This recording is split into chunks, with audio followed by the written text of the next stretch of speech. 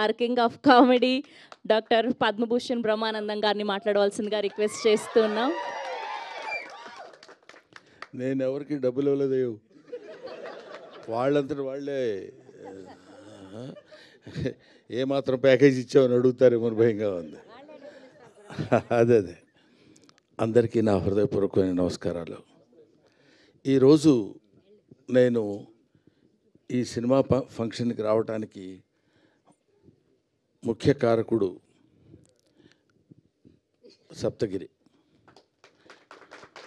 ఇది బాగుంది, ఇంతవరకు చప్పట్లు కొట్టడం బాగుంది. ఈ తర్వాత ఎంత తిట్టాలో మీరే నేర్చుకోండి. నాకు ఒక ఇన్విటేషన్ లేదు, అవునా కాదైతే ముందే పెట్టుకుని చెప్తున్నా.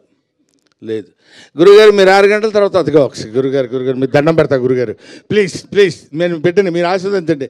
నేను అదిగో 6 గంటల తర్వాత నేను ఇక్కడికి వచ్చి వెళ్ళిపోవాలంట. ఏమయ్యా, మీ ప్రొడ్యూసర్ కూడా ఒక పిలవలేదు, మీ డైరెక్టర్ ఎవరో తెలియదు నాకు.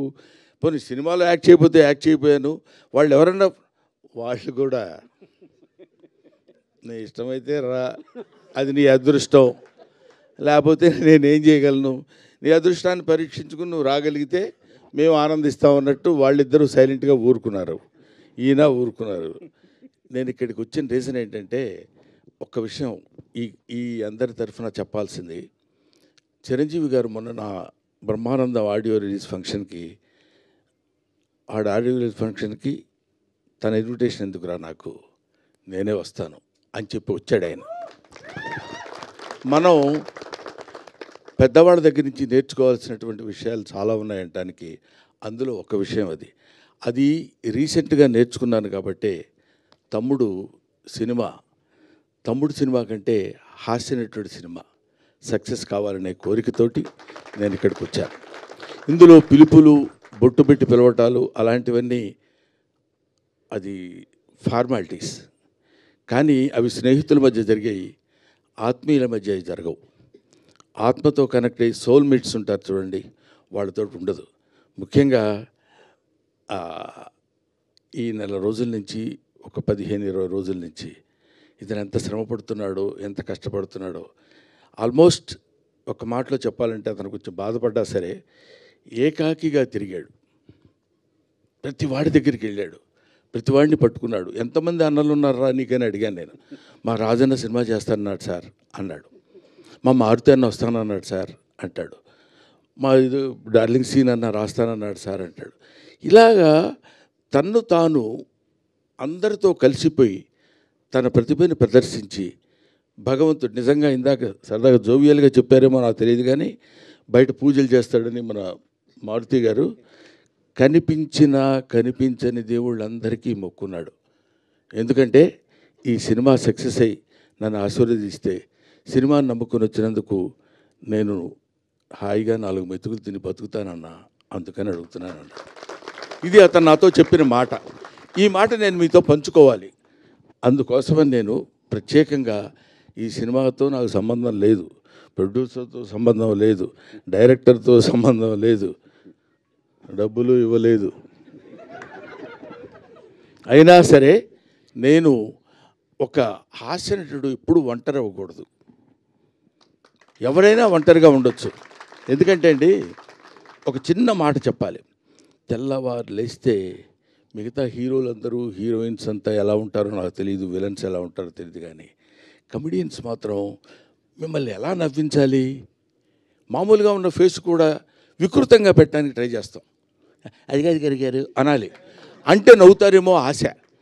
అలాంటి అనేక రకాలైన ఎక్స్ప్రెషన్స్ పెట్టి మిమ్మల్ని నవ్వించి మీ ఆశీస్సులు పొంది 10 కాలాల పాటు బతుకు తెరువు సాగించాలనుకునే నటుల్లో హాస్యనటుడు ఒకడు. కాబట్టి హాస్యనటుడు ఎప్పుడు ఒంటరి వాడు అవ్వకూడదు, వాడికి అందరూ ఉండాలి.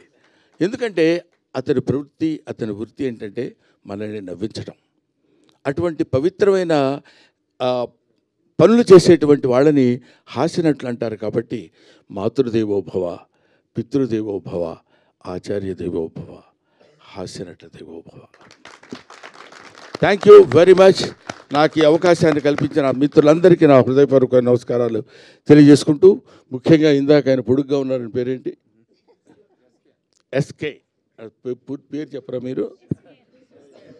ఏమండి అయ్యా ఏదో ఒకటి చెప్పండి సార్.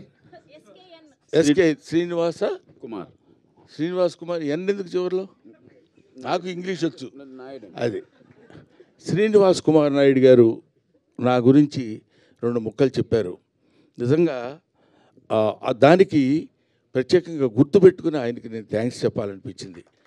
ఎందుకంటే ఆ మాటలు ఏవో బ్రహ్మానందం గురించి 2 ముక్కలు చెప్దామని కాకుండా those words comes from the heart and hearts of him.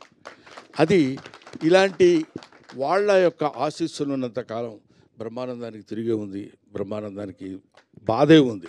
ఒకటి ముఖ్యంగా ఈ సినిమాలో నాకు తను ట్రైలర్ పంపించినప్పుడు చూస్తే మా అప్ప ఉంది అక్కడ. నేను అప్ప అని పిలుస్తాను అన్నపూర్ణమ్మ గారిని. బెమ్మయ్య అని పిలుస్తుంది ఆవిడ. ఇది ఇవాటిదే కాదు, 40 సంవత్సరాల సుదీర్ఘమైన ప్రయాణం మాది. అందుకని ఆవిడ కనపడితే నాకు ఒకసారి my happiness knows no bounds.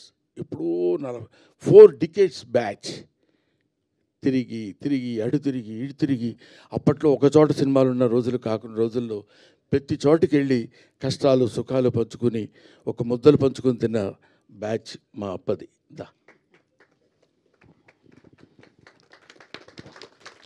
ఇప్పుడు తలకి రంగేయటం మానేసింది, కానీ ఒకప్పుడు అబ్బు. థ్యాంక్ యూ నాన్న, thank you very much. I wish you all the best. Pellikani Prasad మంచి హిట్ చేసి మంచి హాస్యనటునికి మంచి జీవితాన్ని ఇవ్వమని మనస్ఫూర్తిగా కోరుకుంటూ సెలవు తీసుకుంటాం. థ్యాంక్ యూ బ్రహ్మానందం గారు. Thank you so